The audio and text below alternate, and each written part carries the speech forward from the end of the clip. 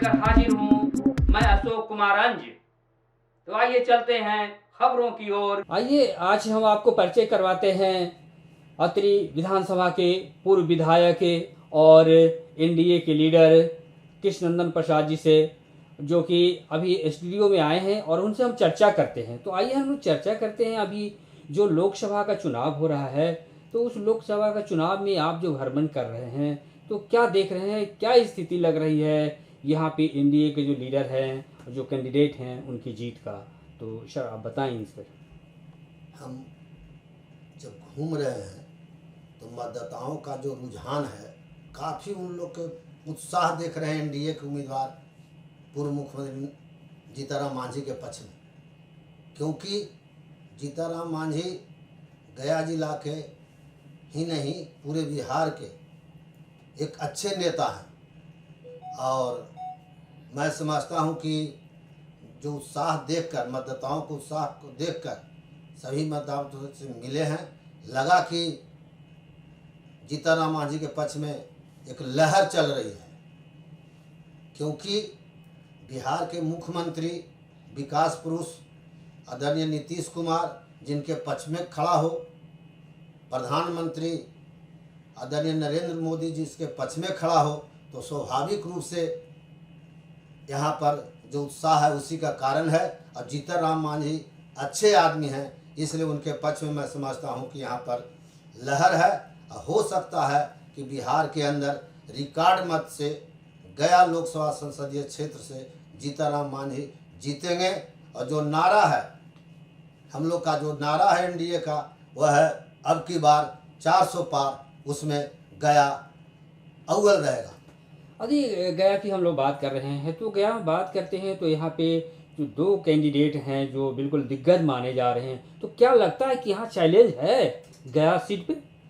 ऐसा तो कहीं चैलेंज नहीं लग रहा है। हम तो मतदाताओं से मिल रहे हैं, गांव-गांव मिल रहे हैं, ऐसा कहीं नहीं देख रहे हैं। लोकतंत्र है, कुछ तो उनके पक्ष में भी लोग हैं, बोलते हैं, लेकिन हम देख रहे हैं कि अधिकतर मतदाता का जो रुख है और जो उत्साह हम देख रहे हैं एनडीए के पक्ष में और जीतनराम मांझी के पक्ष में है। बिल्कुल। लेकिन एक चीज़ और भी बात आ रही है कि उनकी उम्र 84 से प्लस है, तो इस उम्र में कितना जो है कि फेवरेट वो होंगे? देखिए, उम्र तो ठीक है, औपचारिक रूप से तो उम्र है ही, लेकिन व्यवहारिक रूप से जो शरीर का बनावट है इनका, जो बिल्कुल लगता है कि जवान जैसा है। क्योंकि कांग्रेस के तो राष्ट्रीय अध्यक्ष ही खड़गे साहब, वो भी 82-84 के, तो वहाँ उनका शरीर का जो बनावट है वो गठा हुआ है। उसी तरह से जीतनराम मांझी का जो शरीर है, बनावट है, गठा हुआ है। मैं समझता हूँ दूसरे उम्मीदवार, जो भी उम्मीदवार है, उससे ज़्यादा मेहनत कर रहे हैं और काफ़ी दिन रात मेहनत कर रहे हैं। यदि प्लस हम माना जाए कि एक तरफ से नीतीश जी हैं और एक तरफ से मोदी जी हैं, मोदी जी की हवा तो पूरे देश में चल रही है, तो क्या यहाँ यदि बिहार की हम बात करें तो बिहार में नीतीश जी की कितना प्रभावशाली तथ्य होगा यहाँ पे बिहार में? देखिए, अगर जो नरेंद्र मोदी का ठीक है, बात सही है कि देश में उनके पक्ष में लोग हैं, लेकिन ऐसे धुरंधर हमारे जो मुख्यमंत्री विकास पुरुष नीतीश कुमार हैं, ये जो 18-19 वर्ष से जो काम कर रहे हैं, बिहार को कितना बढ़ाया गया। बाहर हम लोग जाते थे तो बिहारी कहने में हम लोग को शर्म आती थी, लेकिन आज गर्व के साथ, गौरव के साथ हम लोग कहते हैं कि मैं बिहारी हूँ। और पूरे देश में एक पहचान बनी है नीतीश कुमार के चलते बिहार के लोगों को, और सकारात्मक पहचान बनी है। इसलिए इनके पक्ष में खड़ा होने से एकदम दोहरा जीत का अनुमान है। यदि हम एक दूसरे तरफ चले कि आप अभी जो त्यौहार चल रहा, महापर्व चल रहा है लोकसभा का, तो इसमें आप क्या संदेश वोटरों को देना चाहेंगे? वोटरों को मैं संदेश देना चाहता हूं कि पर्व भी मनाइए, लेकिन वोट का महत्व ज़्यादा समझिए। पहले वोट तब जलपान, पहले मतदान तब जलपान करिए, और जो धर्म है उसके प्रति भी काम करिए, लेकिन वह धर्म कोई बाधा नहीं आ रहा है चुनाव प्रचार में और चुनाव में वोट देने में। हम समझते काफ़ी उत्साह है। लेकिन एक थोड़ी सी, मैं भी जब अपने कैंपेन में निकला हूँ तो थोड़ी सी एक नज़रिया आई है कि मोदी जी जो पहले वादा किए थे 14 में, है ना, बेरोजगारी से और महंगाई को ऊपर उठाने के लिए। तो इसमें कहीं प्रभाव भी तो होगा ऐसा?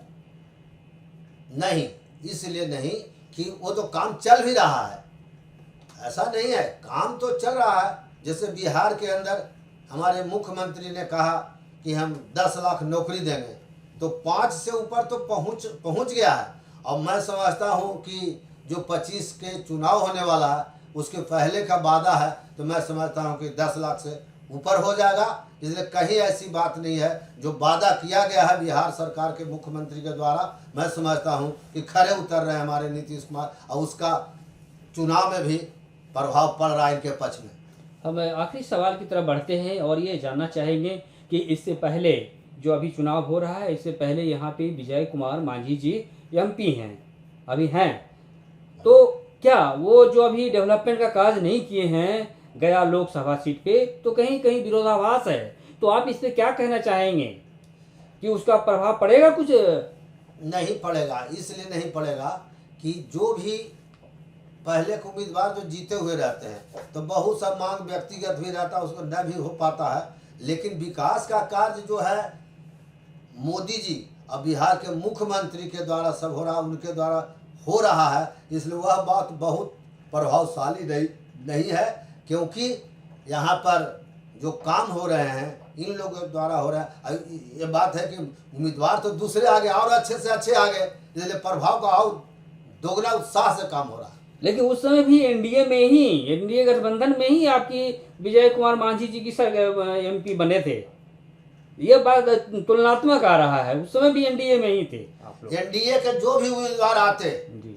अच्छी बात है, संजोग है कि जीताराम मांझी आ गए तो और अच्छी बात है। एनडीए के उम्मीदवार जो भी आते काफी वोट से जीतते, लेकिन जीताराम मांझी का व्यक्तित्व इतना अच्छा है कि दूसरे एनडीए के उम्मीदवार से और ज्यादा वोट से जीतेंगे, यह हमारा देख रहे हैं मतदाताओं के उत्साह के चलते। तो अभी आप सुन रहे हैं अत्रि विधानसभा के पूर्व विधायक कृष्णनंदन यादव जी को, जो कि वो खुलासा पे खुलासा किए जा रहे हैं कि गया लोकसभा सीट से एनडीए कैंडिडेट जीतन राम मांझी की जीत होगी, ये दावा कर रहे हैं। हम ये चाहेंगे कि आप कितना प्रतिशत का ये दावा करते हैं आप जीत की?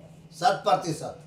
तो ये देखिए 100% की दावा कर रहे हैं कि हमारी कोई चुनौती नहीं है इस सीट पे, हम और मोदी जी के नेतृत्व में और नीतीश जी के नेतृत्व में हमारी जीत होगी, इस तरह का ये दावा कर रहे हैं। और वक्त बहुत जल्दी आने वाली है, वो परीक्षा की घड़ी, फिर हम देखेंगे और फिर हम विधायक जी से फिर हम लोग बात करेंगे। तो आज के लिए यहीं तक हम लोग विराम देते हैं इस कार्यक्रम को। आप स्टूडियो में पहुंचे, बहुत बहुत धन्यवाद सर। आपको धन्यवाद। प्रस्तुति को आज यहीं विराम देते हैं, बहुत बहुत धन्यवाद।